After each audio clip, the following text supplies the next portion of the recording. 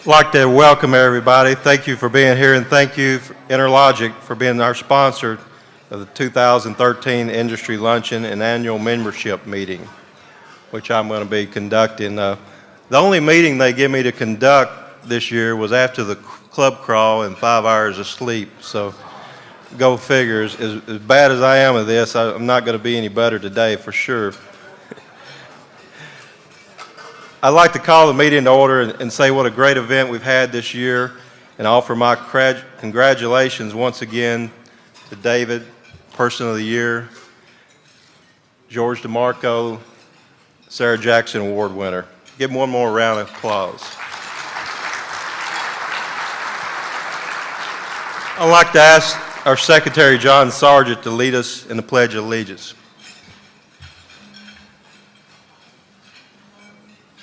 Please stand and join me in the Pledge of Allegiance. I pledge allegiance to the flag of the United States of America and to the republic for which it stands, one nation, under God, indivisible, with liberty and justice for all. Please remain standing. And Robert Owen, would you lead us in an invocation? Sure. Father, we thank you for this great convention, great time, the ability to make new friends and contacts, the ability to grow and prosper. We ask a blessing on this meal and our families at home. Amen. Amen. Thank you, Robert.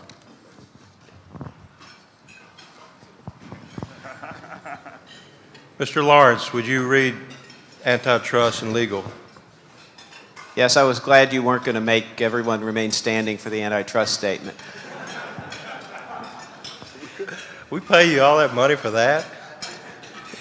Thanks, John. I'd like to remind everyone that neither ESA nor any committee of ESA shall be used for the purpose of bringing about any understanding or agreement amongst competitors with respect to prices, territories, customers, or terms and conditions of sale. Thank you. Thank you, Brian. Secretary Sargent, Treasurer Koenig, would you please join me on the stage and give your reports?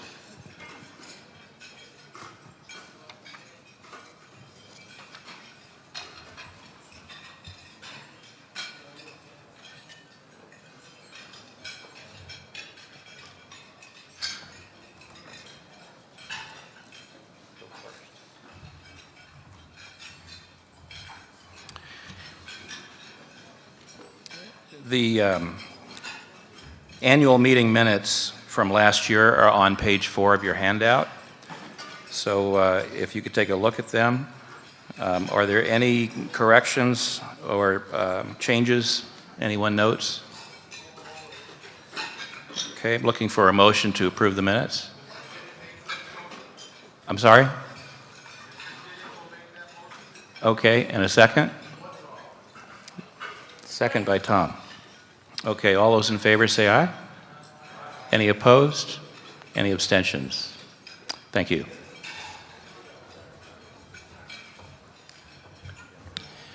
In your packet today, you also have a balance sheet and an income statement for the period ending December 31st, 2012. I'll just point out a couple of highlights. At that point in time, we had about $4 million in assets. We had net assets of a little over $2.5 million, and we had a barely positive break-even income statement for the year. Mr. President.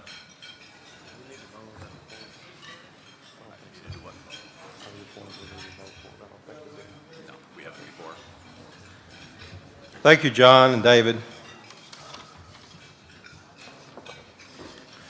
Will the following individuals please join me on the stage for our service awards?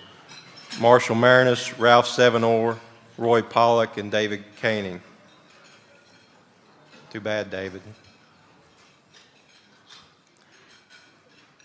While they're coming up here, I'd like the rest of my executive committee to please stand.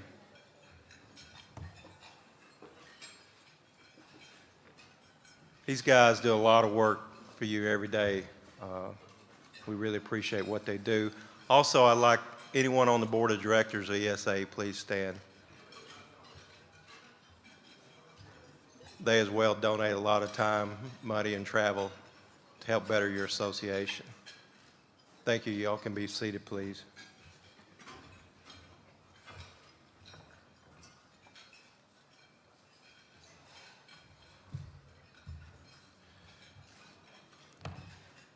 Marshall Marinus, Vice President.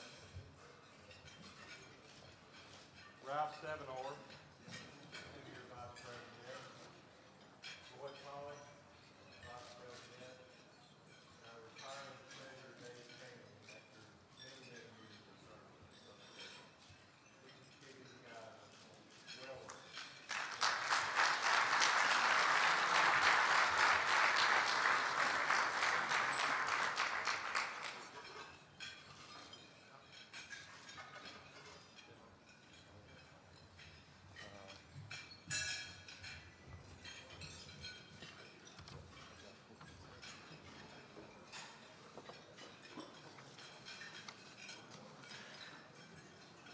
At this time, it's my privilege to honor a special individual with this year's President's Award. During his time in the security industry, he has embraced every task with uncommon grace and humility. He has been a member of ESA since 1978. He has served on the Board of Directors, Executive Committee, and is chair of a historic building committee. He's also the chair of the AIE Board. The result of what you see at ESX this week and what you have seen the past 5 years are the rest of his hand at the helm of ESX. He has been awarded the Morris F. Weinstock Person of the Year Award, the Stanley C. Lott Award, and was the first recipient of the Trident Award for statesmanship. He has been a tremendous help to me and has taken responsibility to grow the association. His distinguished performance and leadership of both the national and state level and his tireless support of ESA has earned him my deepest appreciation. And with that said, I can just go further, and the winner is Ralph Sevenor. And Ralph, I want you to come up on the stage, please.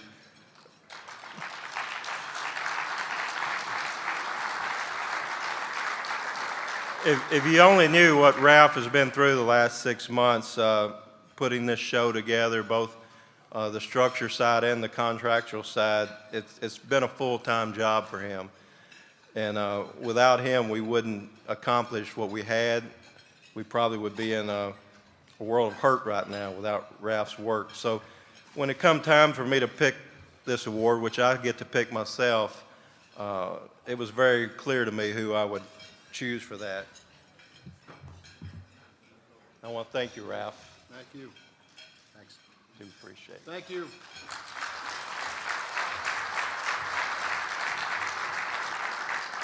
All right, now we're going to install the new officers. Brian, will you join me on the stage?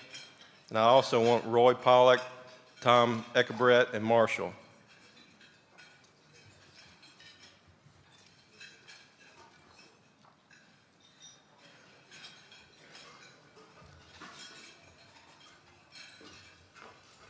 Okay, y'all go right there.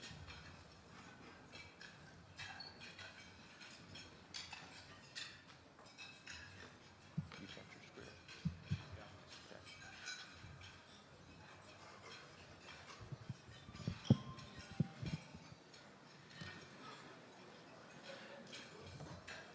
Thank you, gentlemen. Please face me.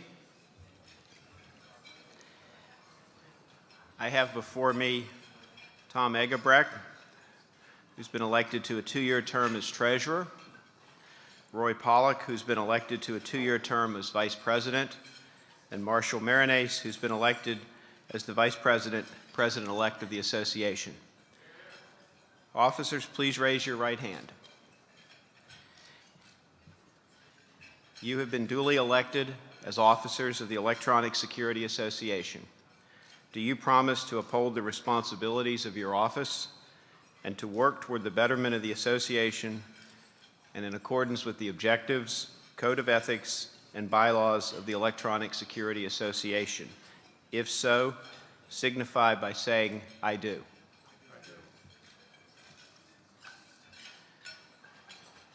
Given that, I hereby install you as the newly elected officer serving on the Executive Committee and representing the Electronic Security Association.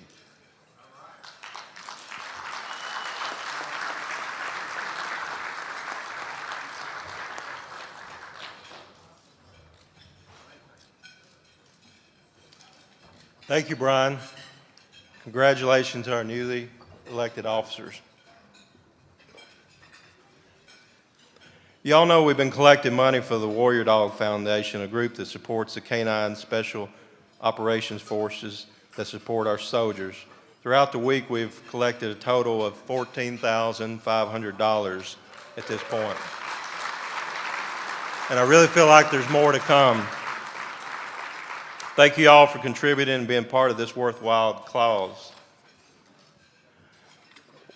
Next thing is that I would like to give away another iPad mini. We gave away one yesterday on the show floor, and we have a drawing today for another one. And the winner is John Knox Integrated System. Damn, I've been wanting one of them things. Actually, the winner is Tim Boyd, NCA Security in Hermitage, Tennessee. I think Tim's a technician, so are you here? We'll be sure to get him the iPod mini to him. Now, does anyone have any other business to address? Hearing no business, do I have a motion to adjourn? Barton?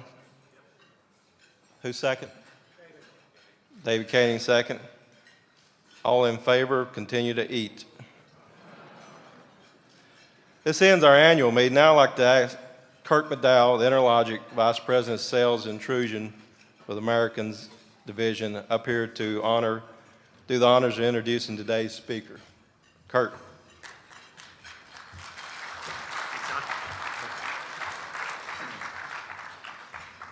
It's indeed a pleasure to be here today and introduce our speaker. Interlogics is proud to be ESA's Diamond Executive Sponsor. So what does it take to succeed in business? Discipline, mission-oriented strategy, adaptability, decisiveness, and a will for victory. In short, today's most successful business people embrace the same qualities that defined the historical and mythical ninja clans. They have become ninja innovators. Ninja Innovation is a Consumer Electronics Association CEO Gary Shapiro's latest best-selling book, in which he takes readers behind the scenes of today's top enterprises, uncovering their 10 essential strategies for success.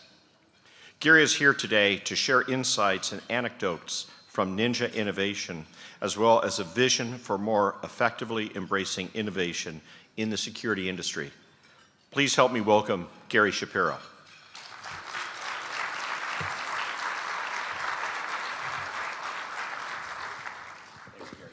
Thank you very much. Appreciate it.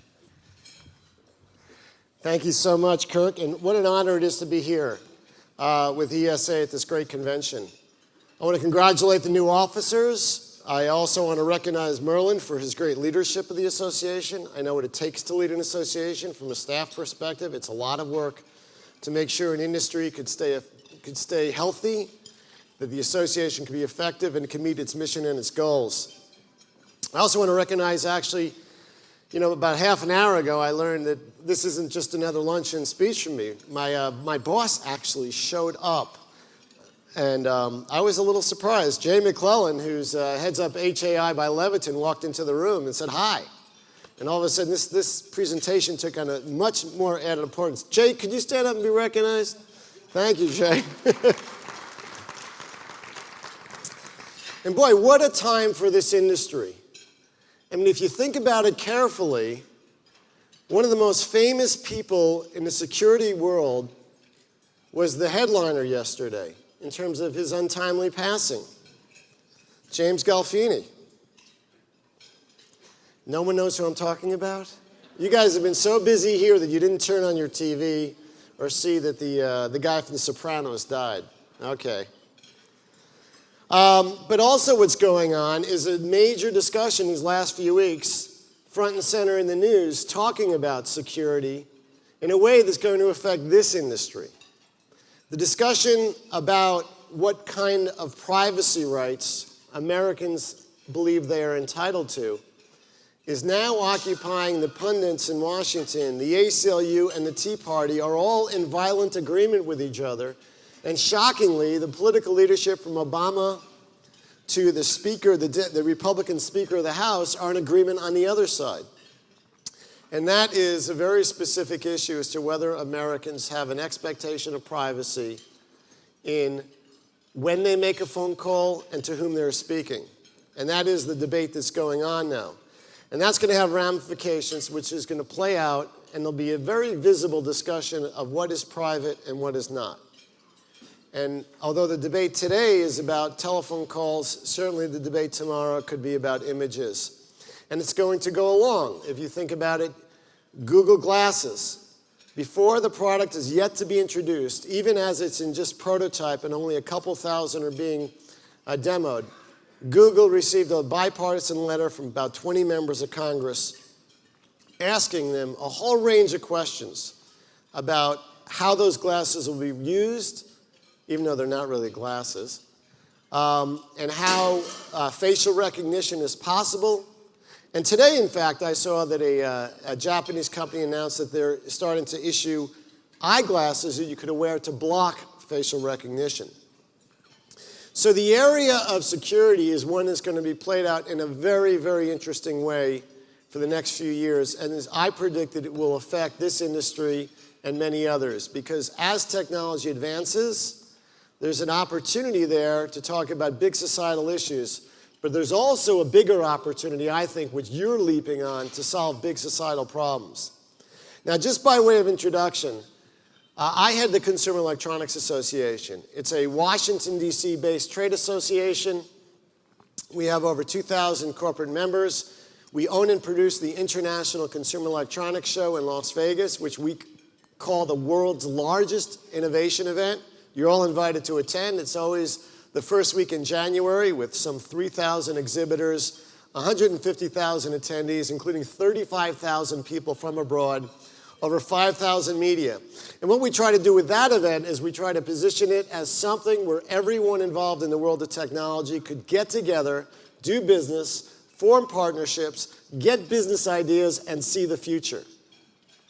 Now, as an association, like the association here, ESA, our focus is on expanding the business. We want our companies doing business in our space to make money. Now, a very interesting thing happened several years ago at one of our board meetings. Around 2007, 2008, 2009, when things went from really great to really lousy, we put aside our normal agenda focusing on the budgets and strategic planning for the year and goals and objectives, and we asked the question, what is the most important thing for us in the innovation industry, defined by the United States, not defined by the world, but defined by the United States, in terms of how our business will be doing in the next 10 to 15 to 20 years? And our board members sitting around the table agreed very quickly that the most important thing by far is the health of the US economy.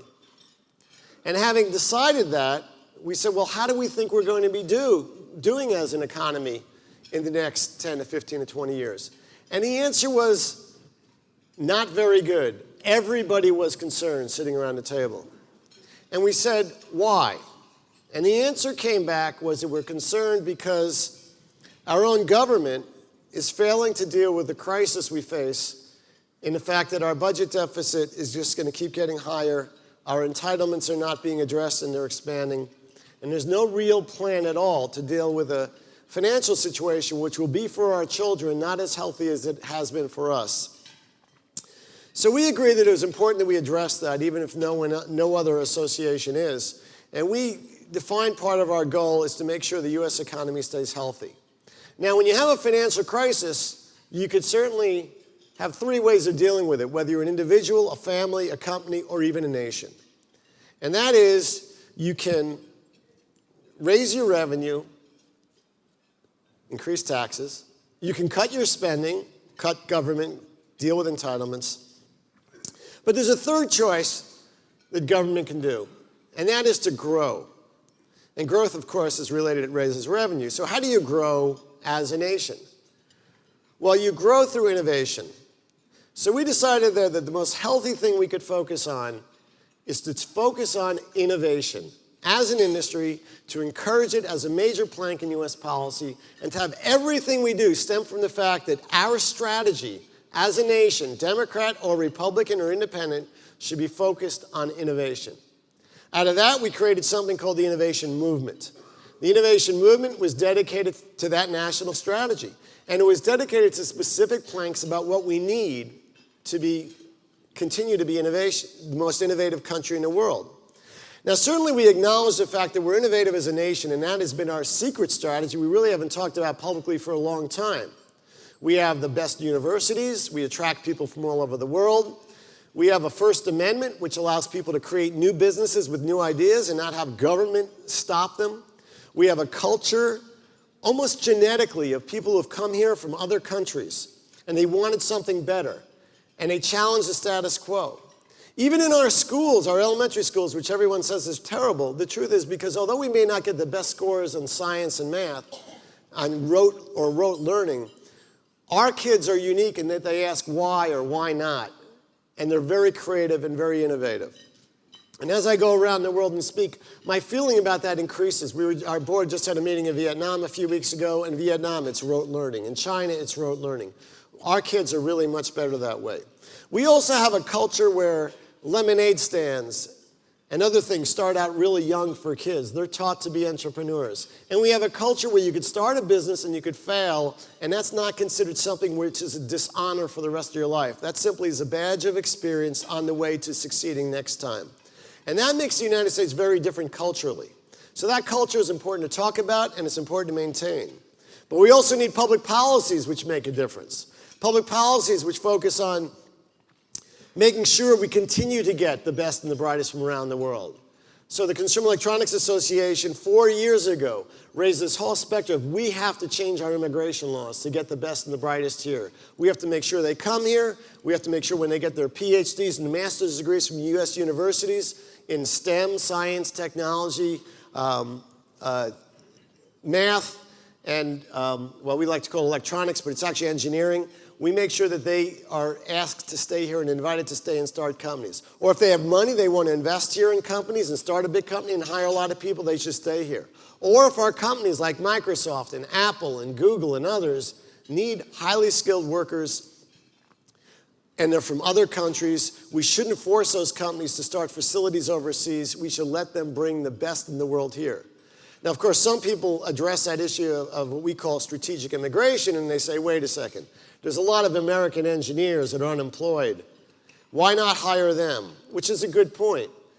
But that is a different viewpoint than that we have in our industry. Our industry, and actually our culture, is based upon a meritocracy, that the best are hired, get paid the most, and rise to the top. And a good analogy for that is in sports.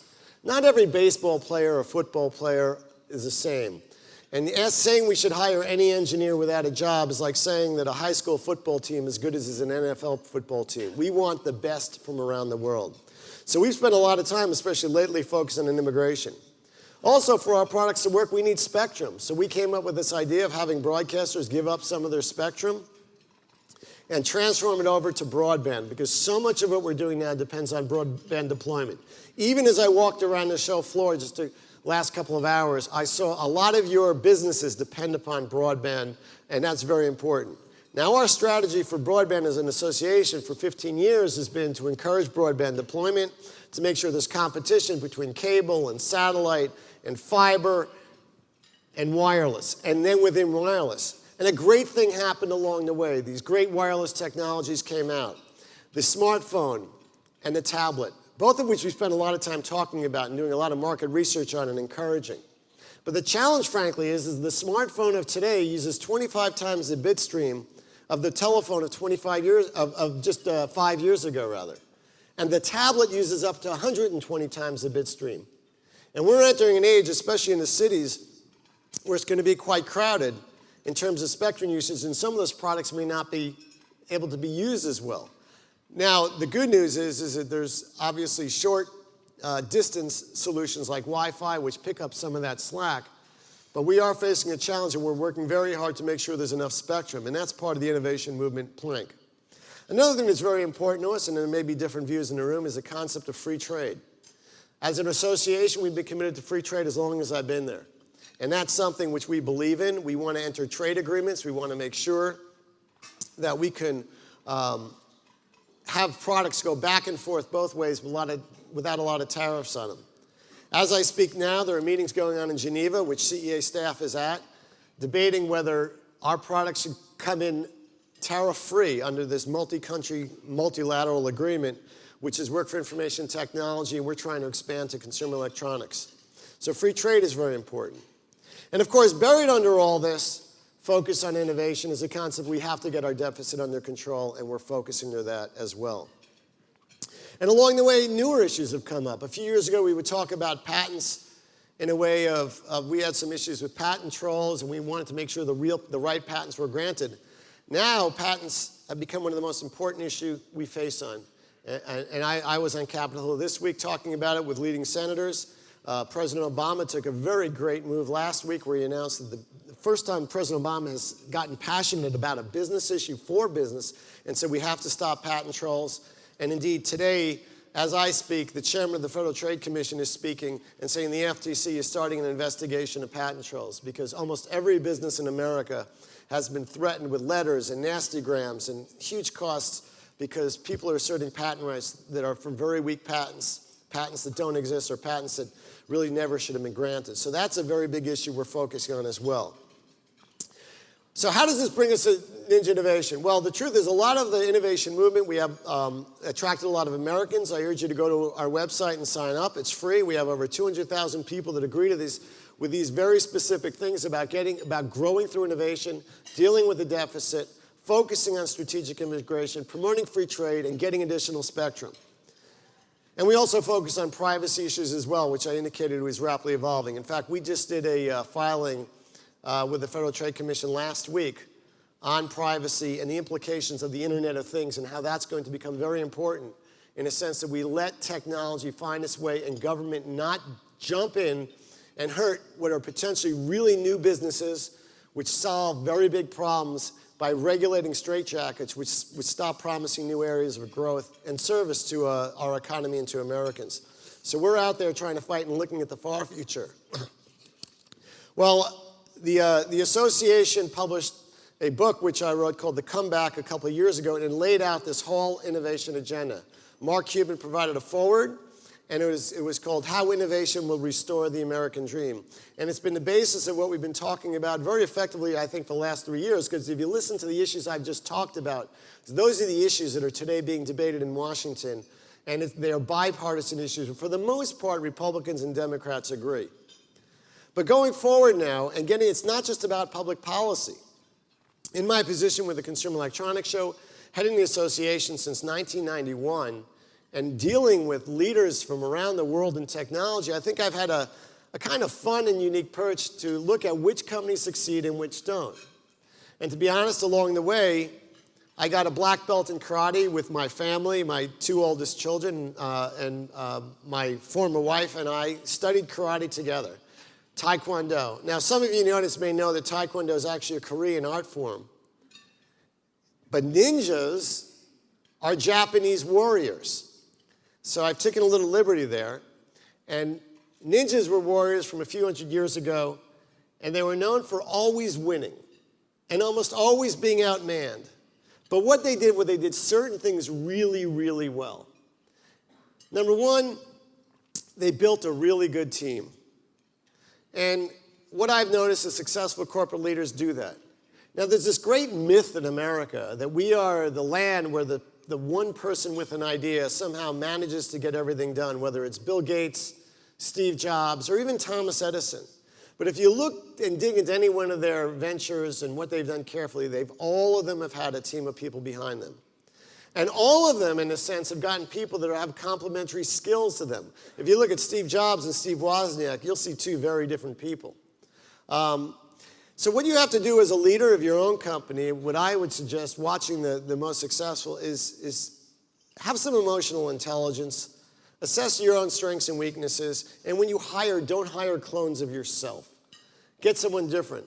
It's not a secret that I was a supporter of Mitt Romney, and I even like Paul Ryan. But when he selected Paul Ryan, I groaned because he looked like Mitt Romney's son.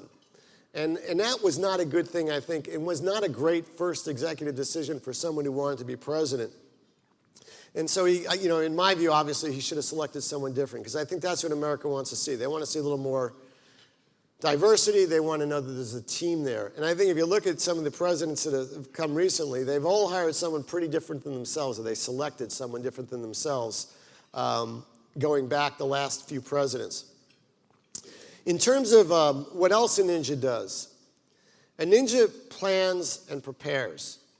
Always. They're always practicing. They're always coming up with scenarios. They're always thinking outside the box. But yet you all know in your own businesses, even if you've started your business with a business plan or you just grew by the seat of your pants, no matter how much you try to plan, just like in war, when you first have your brush with the enemy, when you first go out there, things change dramatically, and you have to adjust. You have to be flexible.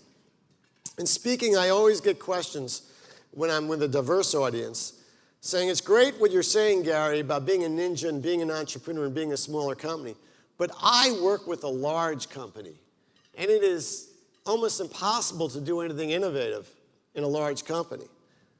And I have to say, I have come to agree with that. The smaller companies have major advantages over larger companies, is that they don't have to go 16 people up a decision tree to get something done, where every step of the way, from the person on the front line to the person at the top, there's a bunch of people incentivized basically not to say yes to anything new. That being a smaller company, being more flexible is an advantage, and that's why entrepreneurs have an opportunity there that's what I would consider very ninja-esque. Being a smaller team is much better than being a bigger team. And if you look at the success that Steve Jobs had with Apple, he was able to defeat that. And he was also able to defeat the concept of every major successful company, if you think about them carefully. They have one thing they're really, really good at, and they've made their money at. And every bone in that company's body along the way is to protect that existing cash flow from that existing service or product. So to introduce new things is very, very challenging. Well, what Steve Jobs did is he just took some of his best people, put them in a separate part of Apple, had them work on his vision of what they wanted, and they didn't tell anyone else about it, and that allowed them to introduce new products, whether it was the iPod, the iPad, or the iPhone. Same method each time to develop something really big and really blockbuster and not have it shot down along the way. So it takes a lot of corporate discipline to change what you're doing. Now, if you want to think about what some companies have done out of the box, take a company like IBM. You know, when we were growing, well, I was growing up, I don't want to put all of you in same as my age demographic, because I'm on probably the higher side here. But IBM used to be the punch card company with big mainframe computers. And along the way, they started transition to be a PC company in the 80s. Then in the 90s, they came along and they founded this thing called the internet, and they did the first Super Bowl .com ad. And they defined themselves as the company that serviced the internet. And now they've transitioned again to a service company, where they have this phenomenal business model where they go in and they solve some major problem for a government, for a city, for another company, and they throw a lot of resources into it, and then they use that template and they solve that same problem for other similarly situated governments or cities or companies. And it's a great business model, and they've redefined themselves over and over again. Motorola is another one who did that. Motorola was a car radio company, turned into a CB company, turned into a cellular company, and they kept redefining themselves along the way. Really difficult thing to do.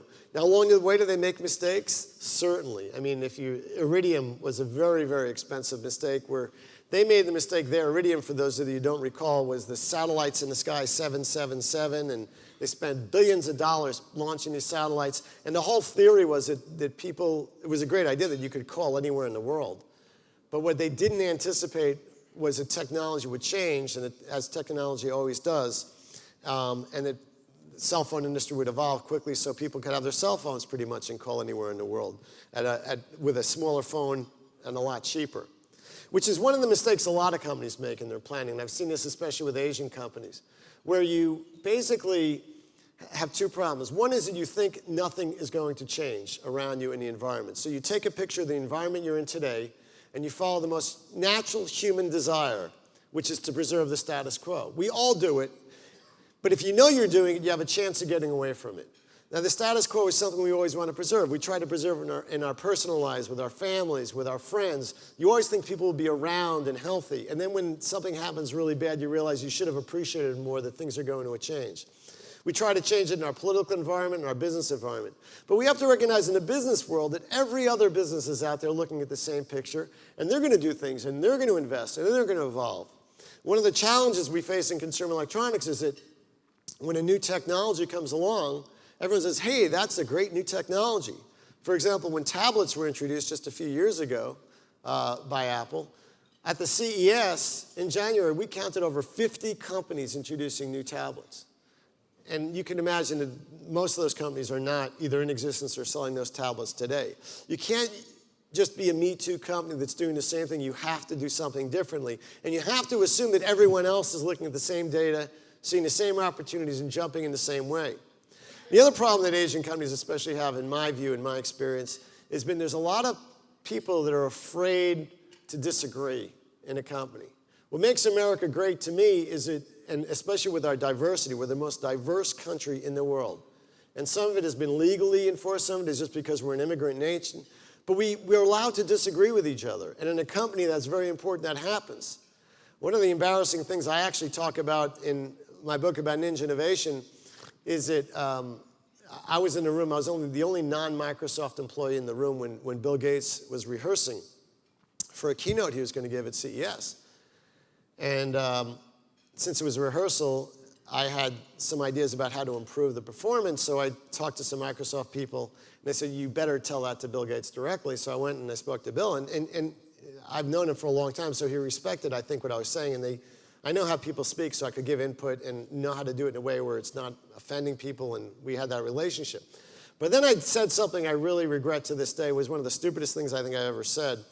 And as I said, you know, that product you're introducing, it's going to be one of the most significant products ever introduced at CES.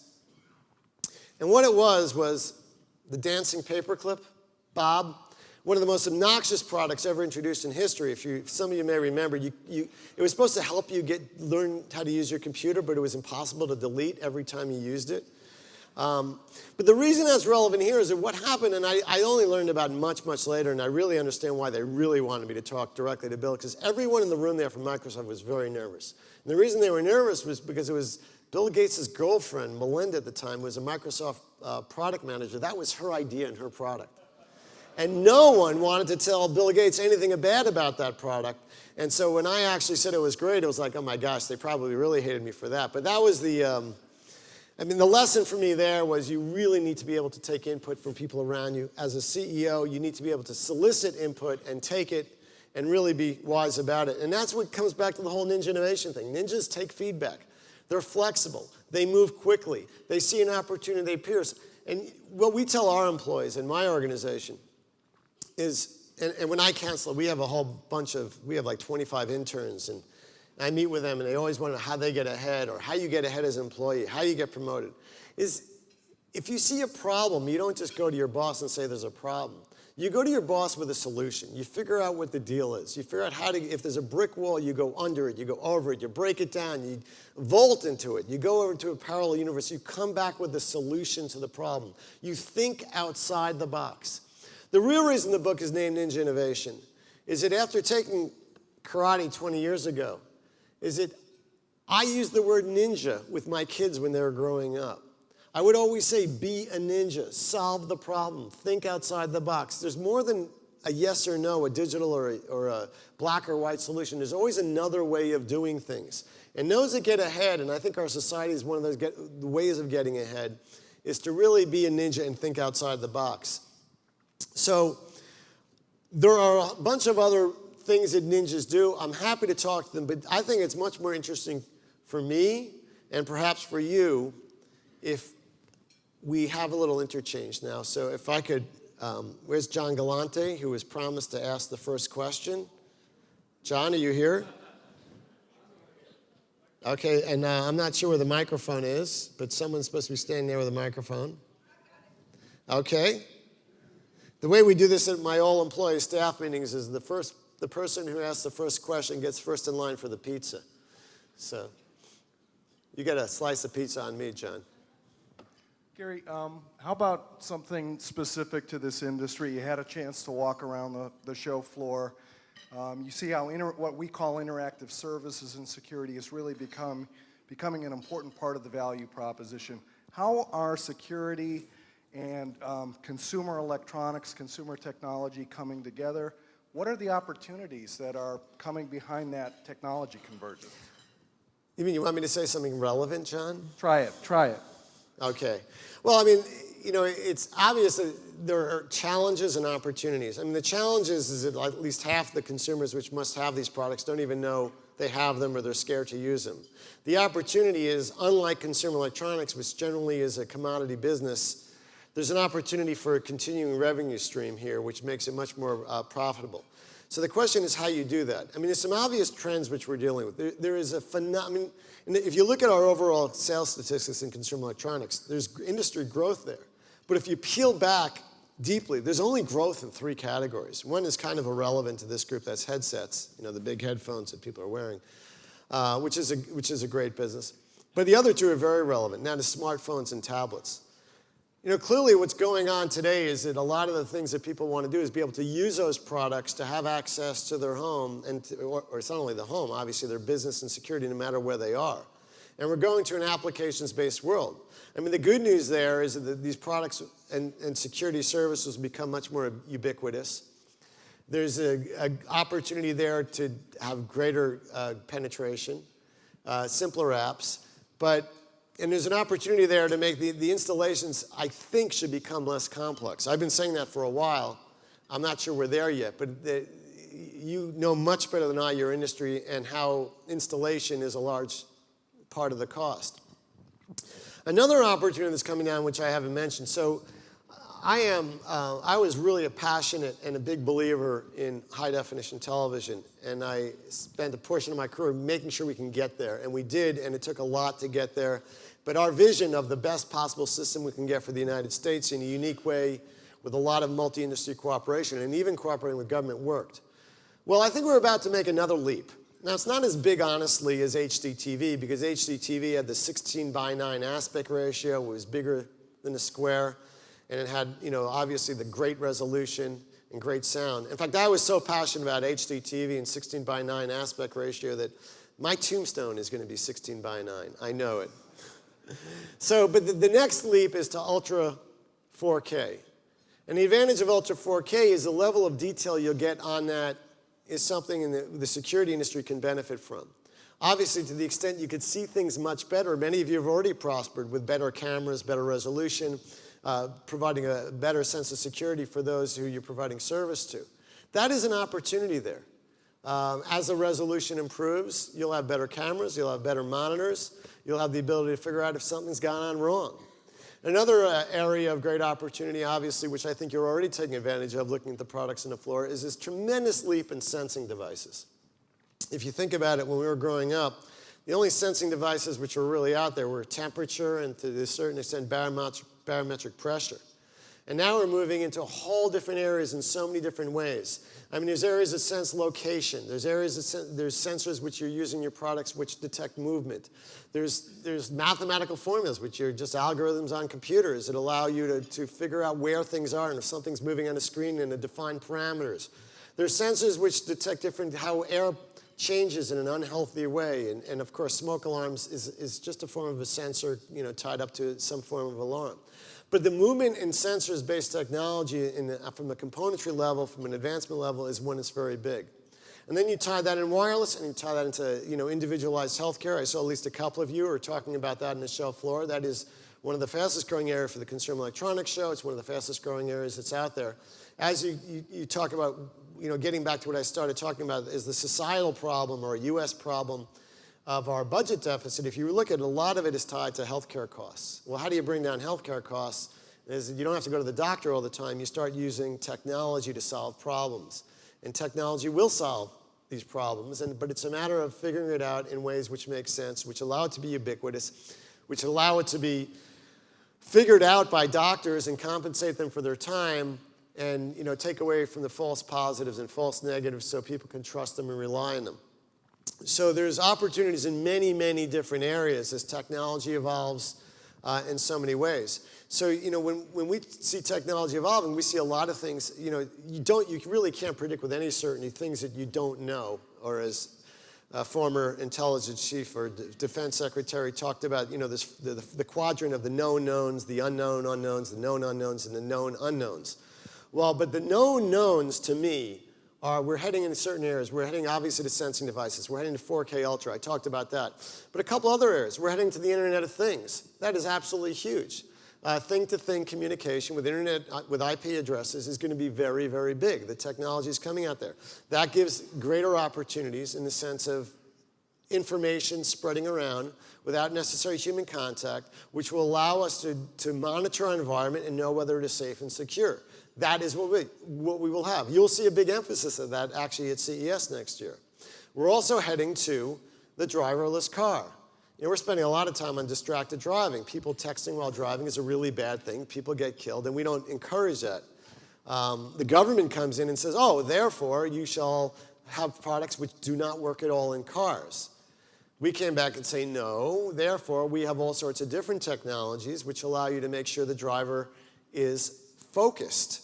You could have devices which measure his eyes and making sure they're on the road. You have technology which tells if the car is swaying. You have collision avoidance technology. You have software programs which basically tell a parent if their teenager is on the phone. You have all sorts of technology solutions which solve the problem. But those are all temporary solutions on the way to the driverless car. The driverless car will fundamentally change society. Not only will it change and make productive driving time for us, and I know many of you like to drive, and you'll probably still be able to somehow, but it'll cut down on collisions, on car repair shops, on insurance companies, on emergency room doctors, on a whole bunch of really, really good things and bad things. I mean, it'll take away a lot of driving jobs. So that, to me, is inevitable. Now, will it be 10 years or will it be 40 years? I don't know, but it is inevitable. And there's other technologies in the biometric area and in other areas which are certainly coming along very quickly in genetic sequencing and using biometrics. If you look at it from a national security perspective, for example, combining some of these things together, the biggest issue that government is clearly facing is leaks and information getting out. And that's not the biggest issue, but it's a huge and growing issue. So how do you deal with that as a government? Well, what you're going to start seeing is you're going to start seeing devices for government employees that will be biometrically, the only way you'll be able to use it is to identify either by fingerprint or by retina or something else like that to get into the system. So the physical body of a person that's secure is tied into a system remotely by some biometric measures. And that's going to be real. And then that will filter down into corporations which are trying to secure themselves. Companies which have important business intelligence they're trying to preserve, yet deal with an increasingly mobile workforce or teleworking workforce. How do they know if someone just left their iPad or their laptop somewhere? Well, it's going to be biometric. Then you'll see products filtered down, and then you'll see them to the average consumer. Look at the announcement Apple just made last week about the smartphones. It's a kill switch. They're dealing with stolen products there. But Apple's going to have a kill switch in their next iPhone, basically. But as an alternative to a kill switch is that it has to be biometric rather than password protected. So there's a lot of great trends which affect security coming along in many, many different ways, some which are predictable and nearly certain, and some which I have no clue and I'll be surprised by along with many of the rest of you. I don't know if that answered your question, John. Is there another one? Yeah, right over here on your right. On my right. Okay, thank you. With the advent of our interactive services for security and all of the iPads and other tablets and other things, smartphones, we've been talking about tweeting and texting and emailing all week long. Everybody at meetings is doing that, throughout this entire show. What do you think the overall social media has done to everyone's personal skills of social, face-to-face social skills and talking to each other and networking just on a personal level rather than through airwaves? And I mean, my kids text me and I tell them, you want to talk to me? You call me on the phone. Otherwise, I'm not answering you. So what do you think it's doing in the future with all the electronics that will be, like the old Zager and Evans song, in 50 years, 100 years, we'll be in a box and the machine will be doing it for us?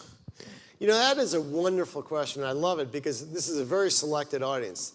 You know, the fact is that geeks have taken over the world. And I mean, in a sense, many of you may not want to be called that, but you really are geeks in a certain way. You're very technically oriented, and maybe 50 years ago, you wouldn't be as successful as you are today. But we have shifted into a world where people who are technologically savvy are doing better.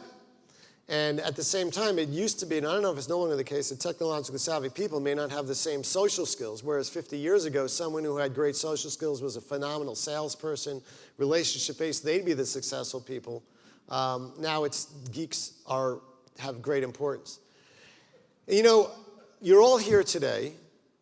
You could have learned a lot of what you learned remotely or going to websites of the different companies that are exhibiting, but you're here because humans, and what makes us human is we have a desire to be with each other, to learn from each other. And to me, there's nothing better than an experience like a trade show like this, a meeting like this, which you use your 5 senses still to evaluate a person, a company, to figure out whether you trust them or not, to establish relationships, to get the sense of a company, how they position themselves at a show like this, what they're emphasizing, and to go from one exhibit to the other and in a sense form a basis of an opinion and create relationships. And the bonus is there's also serendipity, which you don't get on the web and you don't get from social media. You find out things you would never find otherwise. You create business opportunities you would never have. It happens at this show, it happens at the CES, where all of a sudden an exhibitor here has someone from who they would never think of selling to come up and start giving them a business idea, a business opportunity. And you can't get that on the web. I'm in a unique position. I'm the cheerleader for the technology industry. That's my job. But I believe passionately in the need for human interaction. And I think it's absolutely necessary. And I swear by meetings like this and trade shows like this one because they matter and they make a difference. So although social media, you know, it's kind of like this, we're still in the spike of excitement stage where this is kind of new and different. I think you're starting to see some interesting things. You're seeing people going away from Facebook a little bit, for example. And they go to other places. They try new things. You know, there's a little bit of there's a herd mentality, there's trends, and there's fashions, and I think that is happening in social media like it happens in other things where people have all flocked to the same thing, and everyone says, oh, this is and everyone's going to have PCs, or everyone's going to have laptops. All of a sudden, something else comes along which is better and more interesting and more fun. You know, as I said earlier, what I really respect about Google is look what Google did with Google Glass. I mean, that's really different. It's a different way of perceiving the world. And I think it's going to be a really cool product that will take off, and there'll be a lot of imitators, and other things will evolve out of it and perform a service. But I agree with you. I mean, I personally, as a father, my problem is that, and we have pretty strict rules in our house. Social media has a great place, but not at the dinner table and not at things. And when I go to a restaurant and I see a family and everyone's texting, and it just drives me crazy. I don't think that's personally right. I mean, I think the role you have as a parent is to instill some basic rules in your kids to make them self-confident. And among the skills is not just being a great video game player, but also having social skills and interacting and having emotional intelligence, which requires empathy, it requires awareness, it requires self-awareness, it requires the ability to talk to somebody. One of the things actually I spent some time talking about in the book Ninja Innovation is the concept of the opportunity for learning when you meet new people, the ability to ask questions, the kind of questions you should ask, what you should do. I'm a lifelong learner, and I believe in that. I do tweet. I do use Facebook. But I've noticed that my time on it is increasingly getting smaller. And because I'm not sure of the return I'm getting. Not that I want to knock any of our social media members of CEA. They're very important. But they're tools, is all they are. And the challenge we face is they become addictions, and they become replacements for real human relationships. And, you know, you can't go on a social media honeymoon with your wife. And until you could do that, I think human relationships and live physical interaction has a real place in society. I see my time has elapsed, so with that question, I'm going to wrap it up. Ladies and gentlemen, thank you very much. I'll be sticking around for questions. And I thank you, ESA.